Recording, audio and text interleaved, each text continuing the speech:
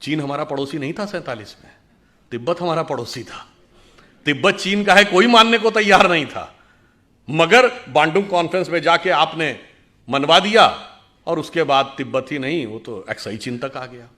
तो जो गलती है वह भी मानना होगा। आपको पता है नॉर्थ वेस्ट फ्रंटियर प्रोविंस जो आजकल खैबर पख्तूनवा है, फाटा का इलाका, वहां मुस्लिम लीग नहीं जीती थी, वहां कांग्रेस जीती थी। खान अब्दुल गफ्फार खान मिलना ही नहीं चाहते थे पाकिस्तान से, और उस समय यह स्टैंड लिया गया कि कोई लैंड रूट नहीं तो हम कैसे जुड़ जाएं। ईस्ट और वेस्ट पाकिस्तान 2000 किलोमीटर दूर होकर एक देश हो सकते थे, हम वो नॉर्थ वेस्ट फ्रंटियर प्रोविंस हमारा हिस्सा नहीं हो सकता था। और जब हमने मना कर दिया तो खान अब्दुल गफ्फार खान का यह स्टेटमेंट है कि आपने हमको भेड़ियों के हाथों में छोड़ दिया है। पता है आपको, बलूचिस्तान यह पाकिस्तान का हिस्सा नहीं था। खान अफ कलात कभी नहीं मिलना चाहते थे। आप में से बहुत से लोगों को नहीं पता होगा कि ओमान 47 में बॉम्बे प्रेसिडेंसी से कंट्रोल होता था। ओमान हमने कितना छोड़ा है, कितना गंवाया है, सब कुछ गंवाते चले गए। एक बात विचार करिए, हम 2022 में बैठे हैं, जरा 1918 या 19 का 105 साल पहले का भारत छोड़ देखिए। सिर्फ पाकिस्तान बांग्लादेश ही नहीं, अफगानिस्तान बर्मा भी हमारा हिस्सा था। हमने बताया ना, ओमान तक उससे कंट्रोल होता था। तब तक ना तिब्बत चीन का हिस्सा था, ना शेंगन चीन का हिस्सा था। सोवियत संघ का गठन नहीं हुआ था, तो हम सबसे बड़े देश थे। An entire China was Buddhist, considering Hindu and Buddhism as a one family religion. We were the biggest religion on earth and we were the biggest country on earth. और आज जो हालात हुए, अगर मजबूत सरकार नहीं रही तो 2047 तक जो हालात हैं, कश्मीर वैली में क्या होगा, क्वेश्चन मार्क। नॉर्थ ईस्ट में क्या होगा, क्वेश्चन मार्क। केरल और पश्चिमी उत्तर प्रदेश के कुछ इलाके और बंगाल के, बांग्लादेश से जुड़े इलाकों में क्या होगा, क्वेश्चन मार्क। नक्सल प्रभावी इलाकों में, छत्तीसगढ़ में, झारखंड में, उड़ीसा के इंटीरियर इलाकों में क्या होगा, क्वेश्चन मार्क। यानी खतरा यह है कि मजबूत सरकार ना हो तो आजादी के 100 साल बाद हो सकता है हम अपने उस ओरिजिनल इलाके के आधे रह जाएं। इन सब चुनौतियों को समझना है और उसके अनुसार हमें यह संघर्ष करना है कि स्वतंत्रता को हमें सार्थक करना है। उसके लिए हमें इन सारे जितने भी प्रकार की चीज़ें हैं उससे चौकन्ना रहना है। और जो मैकाले का माइंडसेट 19वीं सदी का और मार्क्सवाद का माइंडसेट 20वीं सदी का, दोनों से अपने मन में जितने विष हैं उस मनोरोग से मुक्ति पानी है। और जो अभी कहा गया था कि 21वीं सदी हमारी होगी, तो मैं बताना चाहता हूं कि 1 जनवरी 1901 को जब इस देश में सूरज उगा तो पूरे देश में किसकी सरकार थी, अंग्रेज की। 1 जनवरी 1951 को पूरे देश में किसकी सरकार थी, कांग्रेस की।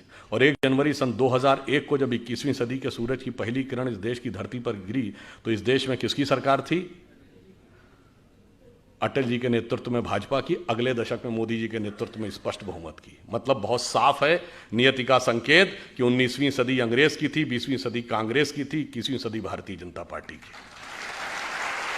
तो 21वीं सदी हमारी है, हमारी उस विचार की है।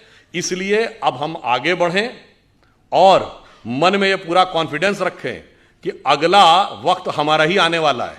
और ये सिर्फ देश के अंदर नहीं, बस एक पंक्ति कहकर बात समाप्त करता हूं। देखिए, दुनिया का आप पूरा देख लीजिए। एक दौर में 2500 साल पहले हम दुनिया के पावर सेंटर थे, economic, intellectual and military power centre. जब वो खत्म हुआ, भारत का डाउनफॉल हुआ, तो सेंटर कहा गया king Darius of Persia, Iran की तरफ चला गया। फिर जब ईरान का डाउनफॉल हुआ तो मेसोपोटामियन एम्पायर, बगदाद का एम्पायर। फिर उसका डाउनफॉल हुआ तो टर्किश एम्पायर।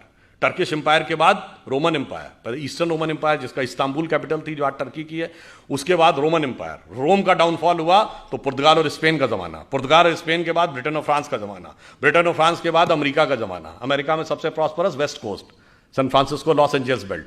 उसके बाद अब पिछले 100 साल में आ जाइए, जापान का जमाना। जापान के बाद आ जाइए पिछले 50 साल में tigers of the Asia Pacific, Hong Kong, Taiwan, Singapore, Macau. अब चीन का जलजला चल रहा है।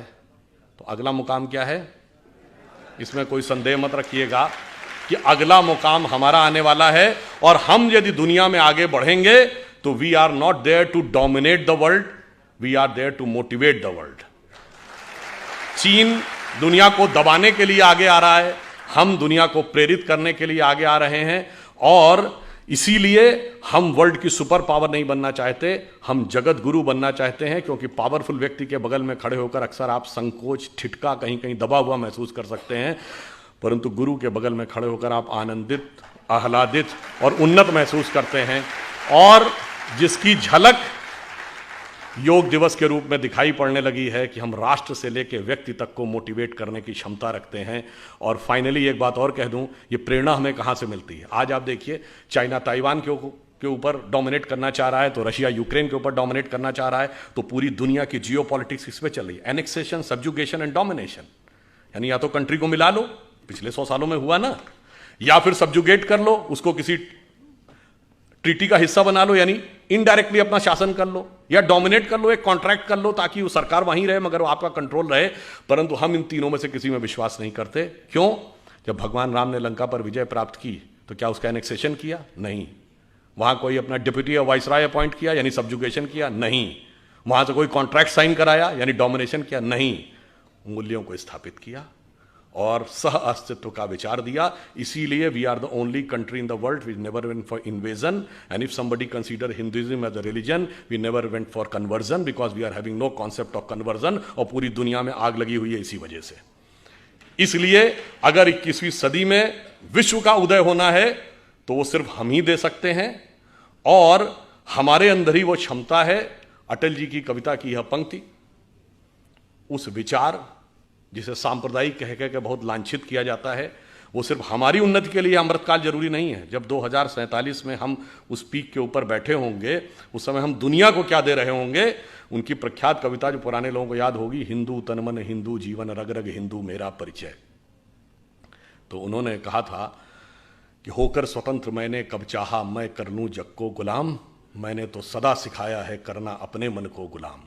गोपाल राम के नामों पर कब मैंने अत्याचार किया, कब दुनिया को हिंदू करने घर घर में नरसंहार किया। कोई बतलाए काबुल में जाकर कितनी मस्जिद तोड़ी, भूभाग नहीं शत शत मानव के हृदय जीतने का निश्चय। हिंदू तन मन हिंदू जीवन, रग रग हिंदू मेरा परिचय। और फाइनली एक कॉन्सेप्ट अपने दिमाग से पूरी तरह निकालना पड़ेगा। ये जो हमसे कहा गया ना, हम वो देश थे जो आके सेटल होते गए तो लोग बसते चले गए।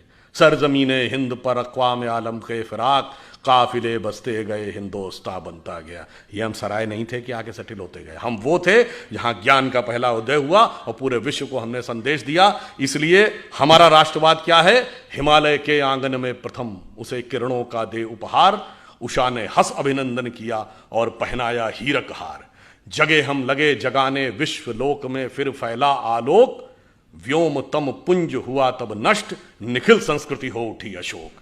तो संपूर्ण संसार को शोक से विरत करके उसे सुख के मार्ग पर प्रेरित करने की सामर्थ्य हमारी है। इसके लिए आप प्रण करें, कमर कसें, स्वतंत्रता को सार्थक करने कमर कसें, बलिदान करें, जो पाया उसमें खो न जाएं, जो खोया उसका ध्यान करें।